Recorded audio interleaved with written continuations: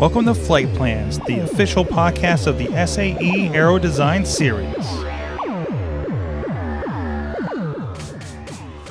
Hey everybody, welcome back to the show. This is Mike Sorg, the podcast and video producer for the SAE CDS series. We got a big one for you this week.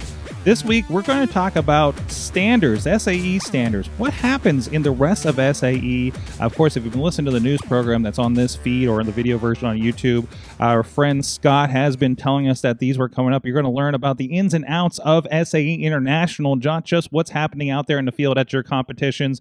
And we do have with us the co-host of the CDS Action News Series and the University Support Specialist over with the CDS Series, Scott Schultz. We added specialists to make it sound fancier this week. I know, I like it, and it's good to be back. Yes, good to have you on the show in the podcast form. Depending on what feed you're on here, maybe it's the first time you've heard them in the general podcast with me along with them. So I'm very excited to have you back in the studio here, and we're going to learn a bit more about what are the ins and outs of SAE International. And we have two fantastic guests with us today. First of all, David Alexander, the Senior Director of Standards at SAE International. How are you doing, David? Very well, thanks. Thanks for the opportunity. Looking forward to the conversation. And then we also have Christian Thiele, the Ground Vehicle Standards Director at SAE International. Thank you very much for having me. I'm looking forward to our discussion. So let's get right into it. Can you guys talk about the creation process development for standards development here at SAE? Absolutely. So we actually have almost 10,000 active standards at SAE, and they're maintained by over 700 technical committees, working groups, and task forces. And these in turn comprise of over 14,000 experts and leaders from across the industries that we serve, the aerospace, automotive, and commercial vehicle sectors. So anybody that's listening here that is either an existing member of a committee, a contributor, or, and this is something we're really excited about, somebody that could become a member of one of these committees after the podcast, you're in great company. So here's how the process works. It all kicks off with the project initiation. So the committee confirms a project, assigns a writing team made up of experts from the committee, and then they set some deadlines and milestones for the project. The document draft is then developed through committee meetings, document working meetings, and alongside there's some great networking and community that we'll talk a lot more about as we go forward. But once a project leader that we call the document sponsor and his or her work group have fleshed out the document, they feel that it's in a good position to then take to the rest of the committee to get their views. They finalise the draft and prepare that final draft for balloting. The balloting process is really one of the most important parts of the process.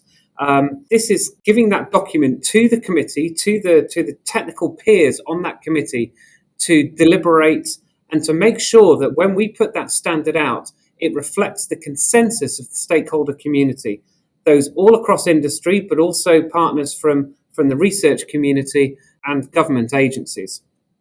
So the balloting process has to be of very, very high integrity. It's really important that it's very robust, very fair, very open, and very transparent.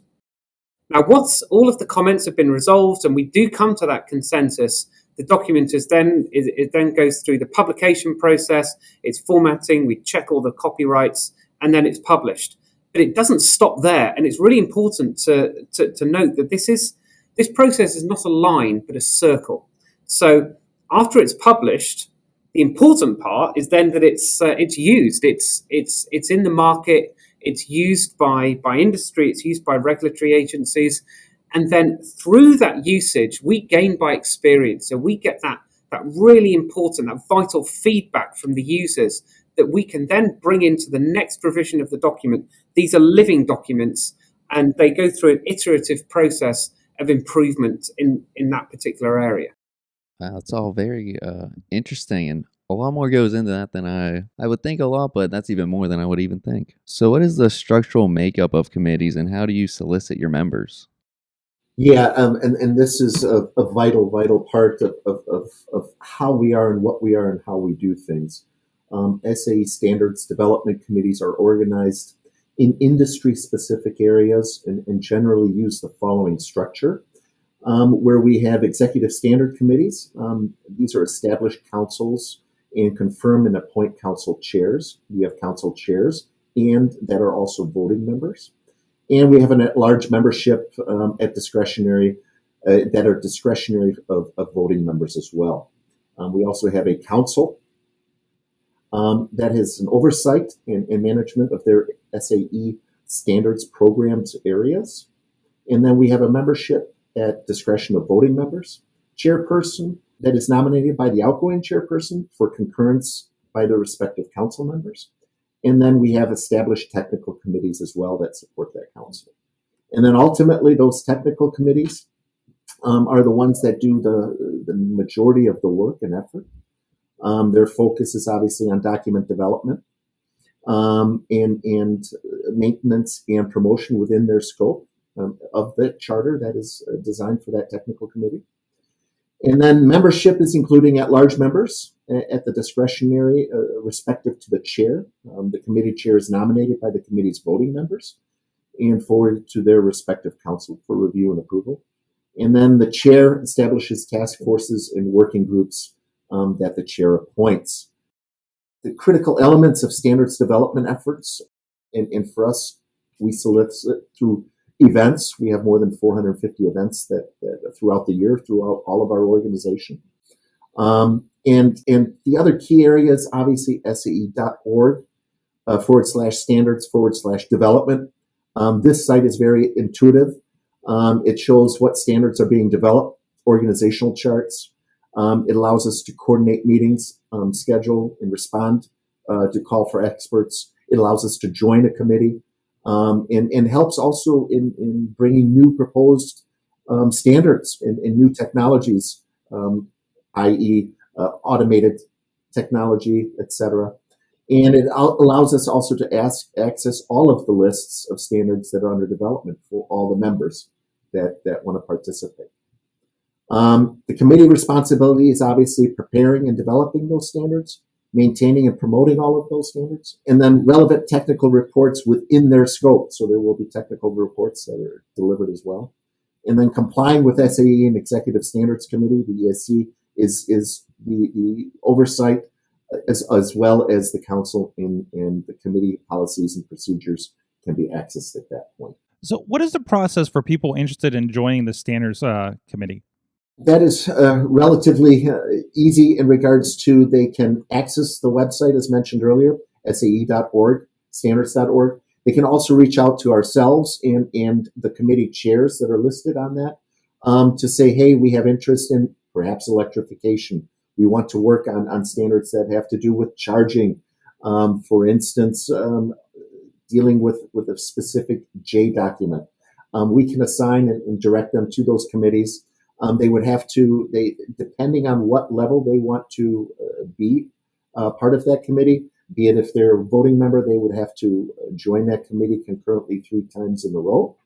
And once they do it 3 times in a row, then they become part of the committee and then also have the ability to, based on the chair's recommendation, to become a voting member.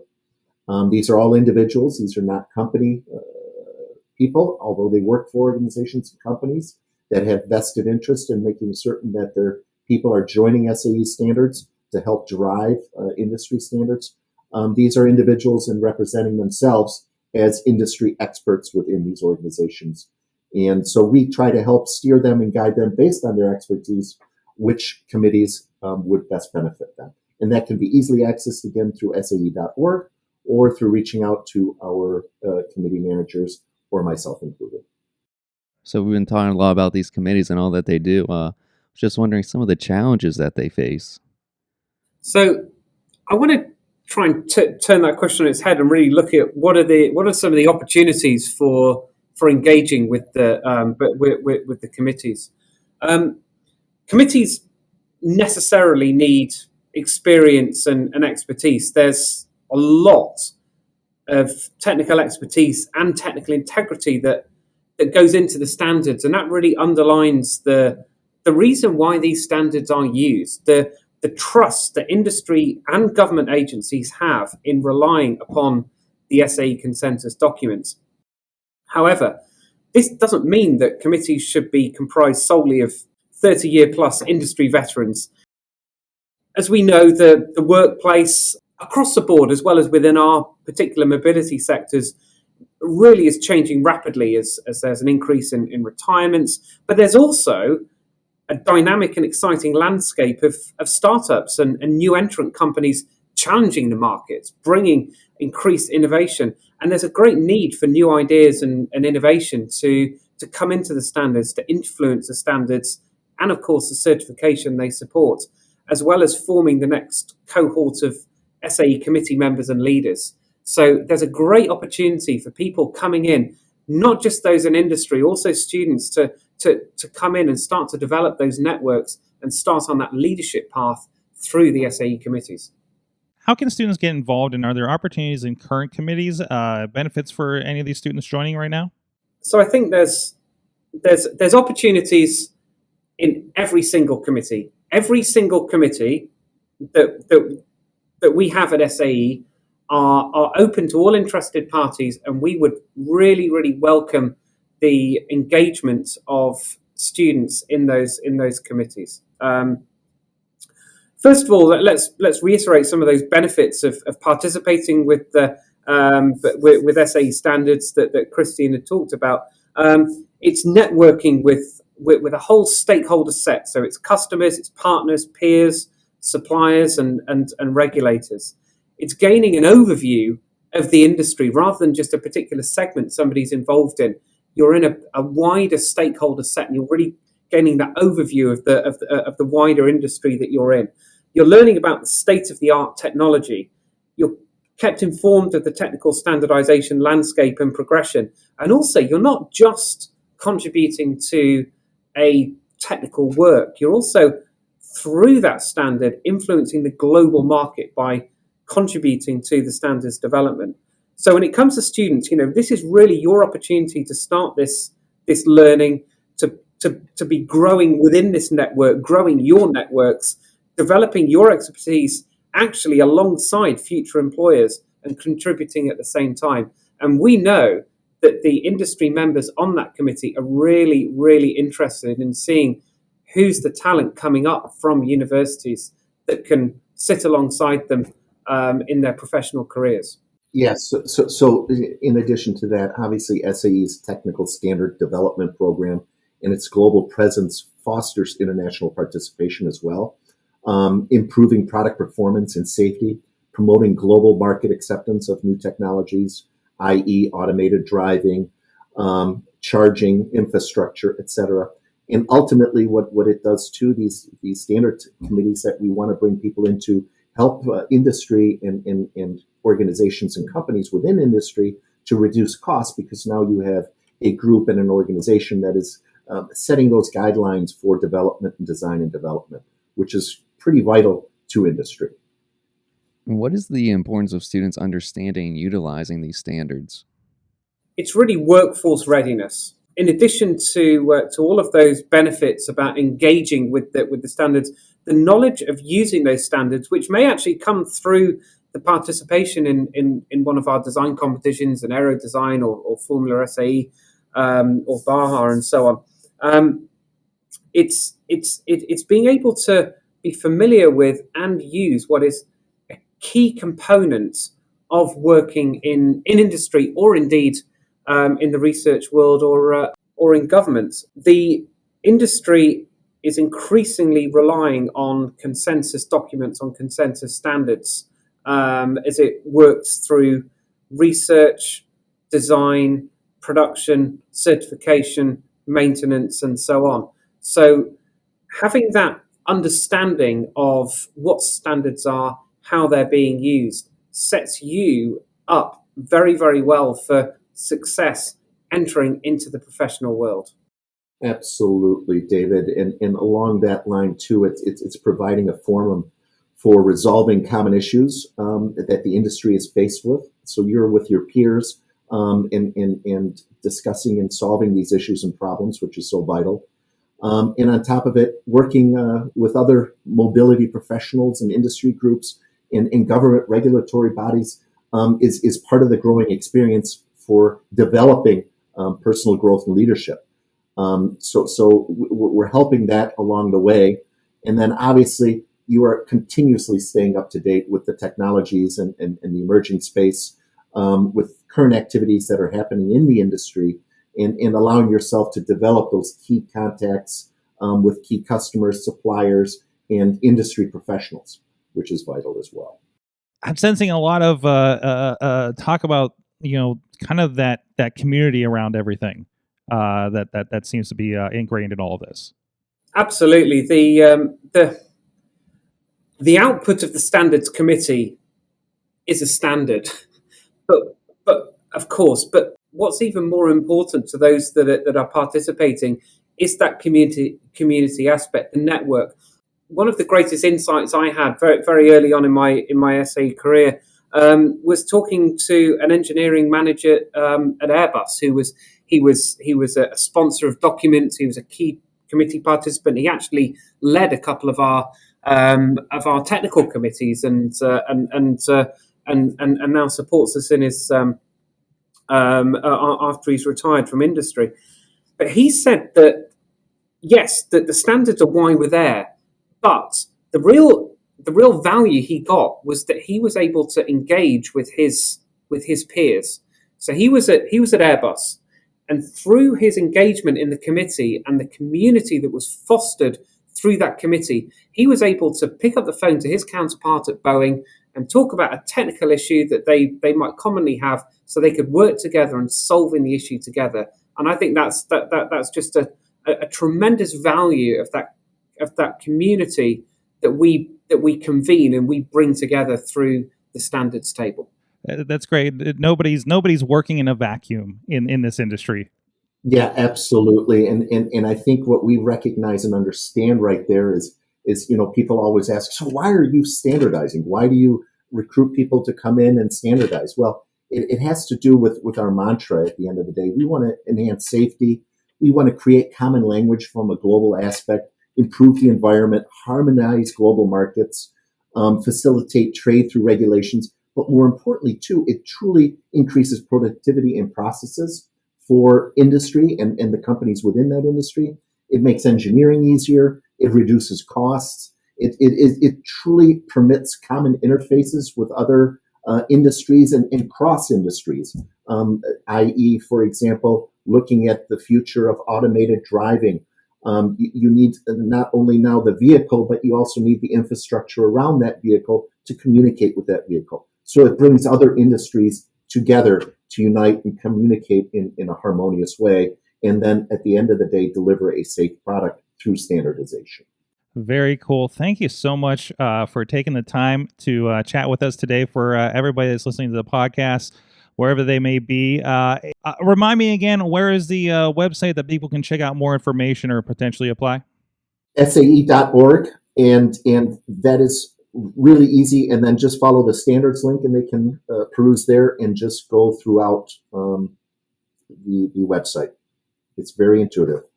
Can you give an example of these, new technologies coming up that the standards are really important for, in that aspect of being on the same page as we're developing and moving forward? Absolutely, yes. So I think firstly, it's important to note that standards are no longer just harmonizing or stabilizing existing designs and processes. The standards table that we have at SAE is now being used to advance technologies, providing an agreed baseline on which people will innovate. And this is also critical in increasing time to market, where standards are developed collaboratively across industries and directly to support the regulatory framework. And that in turn gives industry and research partners, who are the innovators, the opportunity to play a direct role in partnership with the government. And also, as we will talk in more detail about particular technologies and standards for these markets, another key initiative at SAE right now is cross-sector collaboration. So for the first time, we are very deliberately bringing together the technical community through our standards committees to share lessons learned, to identify common requirements, build on existing solutions, and diversify supply chains.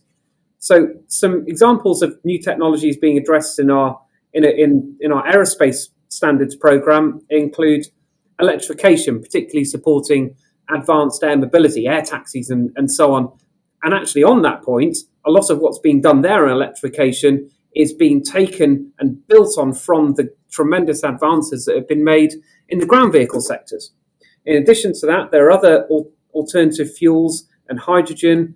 There's additive manufacturing or 3D printing. There's a huge amount around digital transformation and the role of data that can support health management, prognostics, and other areas. Artificial intelligence and machine learning is another key enabler to that we're standardizing now.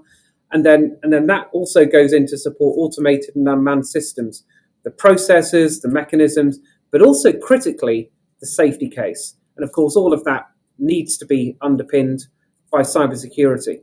And I'll let Christian tell you about some of the exciting things in the ground vehicle area, but it will be interesting to see where the commonalities are between those sectors. Yes, and thanks, David. At the end of the day, SAE standards have a huge advanced technology focus right now.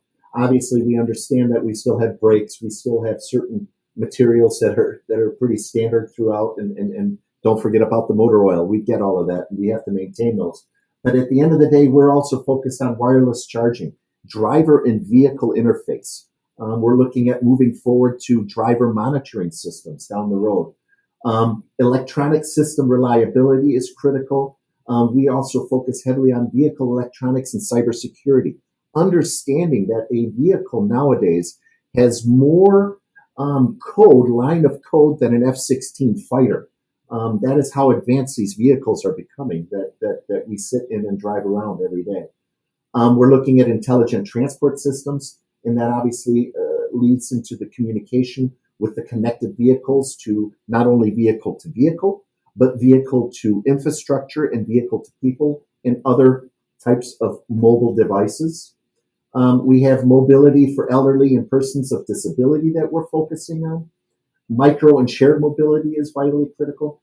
And obviously everybody is somewhat in tune with electrification, which is maybe not as glamorous and as exciting as an automated system, but it has its challenges as well, especially from an infrastructure point of view, from charging point of view, from the protocol of charging, and from the interoperability with charging and with the customer and with the vehicle and with the electric space. It is, in the utility space, it is quite challenging.